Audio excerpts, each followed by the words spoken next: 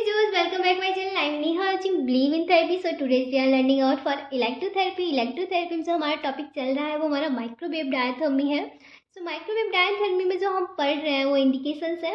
क्या क्या इंडिकेशंस होते हैं, कौन सी ऐसी कंडीशंस होती है जिसमें हम MWD का यूज़ करते हैं और बहुत सारे बेनिफिशियल इफेक्ट देखने को मिलते हैं. So let's get started. First point है disorder of musculoskeletal system. Means कोई भी मस्कुलोस्केलेटल सिस्टम में कोई भी डिसऑर्डर होता है, जैसे कि सच एज ऑस्टियोआर्थराइटिस है, रिमोटॉइड आर्थराइटिस है. तो ऐसी कोई कंडीशंस होती हैं जिसमें हम MWD का यूज़ करते हैं, उससे बहुत सारे बेनिफिशियल इफेक्ट देखने को मिलेंगे, बहुत सारे फिजियोलॉजिकल चेंजेस देखने को मिलेंगे.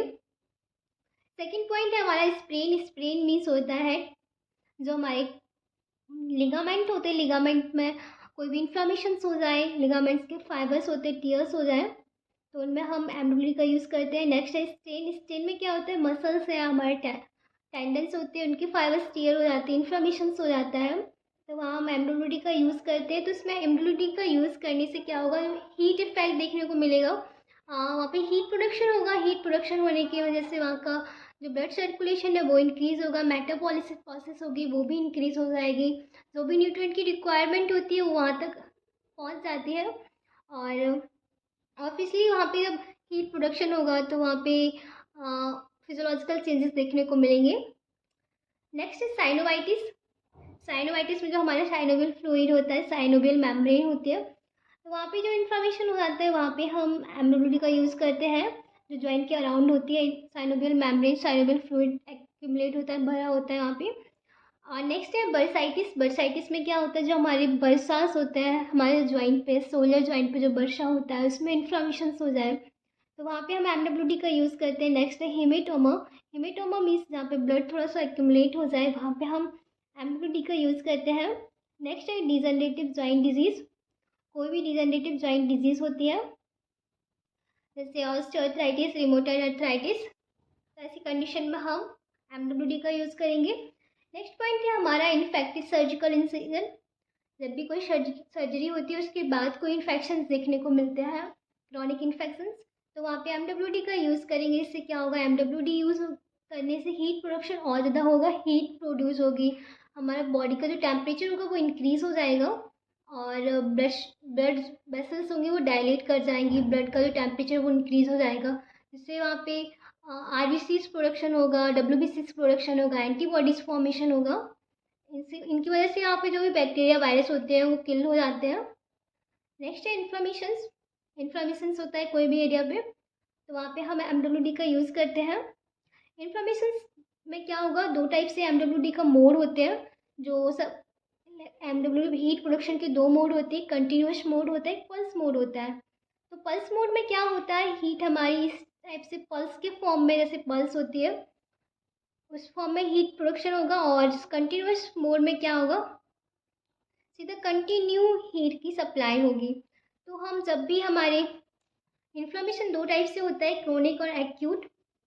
एक्यूट होगा तो एक्यूट में हम पल्स मोड का यूज़ करेंगे MWD का, क्योंकि एक्यूट केसेस में अगर हम कंटिन्यूस MWD का सप्लाई करेंगे, हीट देंगे कंटिन्यूसली, तो वहाँ पे क्या होगा, बहुत ज़्यादा बर्निंग के चांसेस हो जाएंगे, क्योंकि एक्यूट केसेस में हमें बहुत कम हीट की ज़रूरत होगी. जब हम ज़्यादा हीट दे देंगे तो और ज़्यादा हमारी ब्लड वेसल्स डायलेट कर जाएंगी, उसमें हिमरेज होने के चांसेस हो सकते हैं.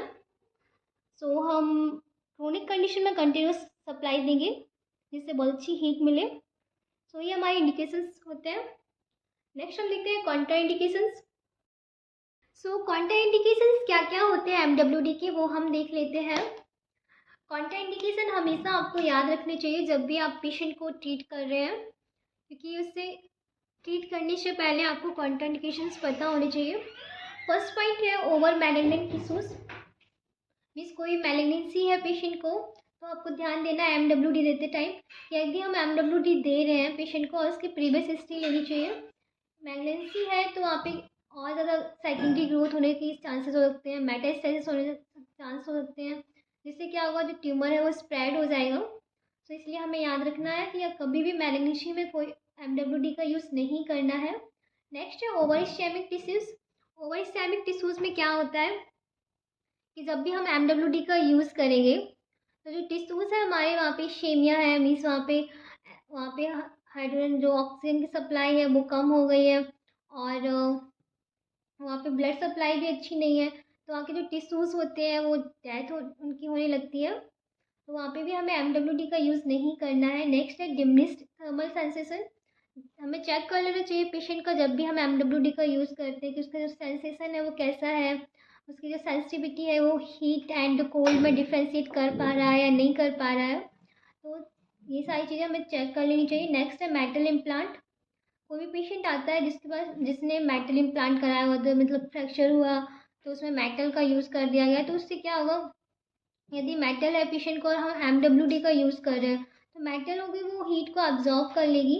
जब हीट एब्जॉर्ब कर लेगी तो उससे बहुत ज़्यादा और ओवर बर्निंग के चांसेस हो सकते हैं, इसलिए हमें एमडब्ल्यूडी का यूज़ नहीं करना है। नेक्स्ट पॉइंट है हमारा डिफिशिएटिव ब्लड सर्कुलेशन। जब भी हम एमडब्ल्यूडी का यूज़ करते हैं तो हमें ब्लड सर्कुलेशन मीन्स उसका चेक करना चाहिए डिफिशिएटिव तो नहीं है। यदि डिफिशिएटिव ब्लड सर्कुलेशन होता है तो वहाँ पे हम हीट देंगे, और हीट देने से ओवर हीटिंग हो जाएगी क्योंकि जो वेसल्स होगी वो डायलेट कर जाएंगी।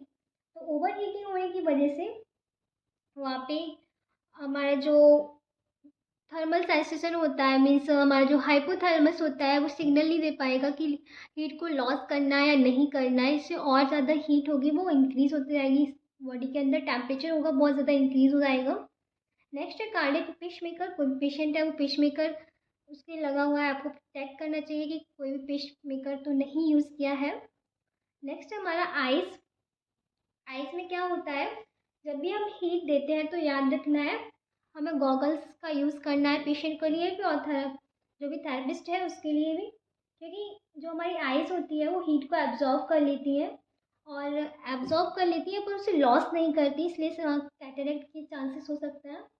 नेक्स्ट हमारा टेस्टिस। टेस्टिस में क्या होता है, जो हीट जो हमारे स्पर्म होते हैं स्पर्मेटोजेनेसिस की जो प्रोसेस होती है उसमें क्या होगा, हीट को ही एब्जॉर्ब कर लेते हैं और स्पर्मेटोजेनेसिस की एक्टिविटी होगी वो कम हो जाएगी। एंड नेक्स्ट है प्रेगनेंसी। जो प्रेग्नेंट लेडी होती है उन्हें भी एमडब्ल्यूडी का यूज़ नहीं करना है, क्योंकि जो उनका फीटस का डेवलपमेंट होता है वो इंटरफेयर करेगा। जब भी हम प्रेग्नेंट लेडी को एमडब्ल्यूडी का यूज़ कराते हैं हमेशा याद रखना है बैक एरिया में भी हमें एमडब्ल्यूडी का, पेल्विस एरिया पे, बैक एरिया पे, थाई एरिया पे प्रेग्नेंट लेडी के एमडब्ल्यूडी का यूज़ नहीं देना है।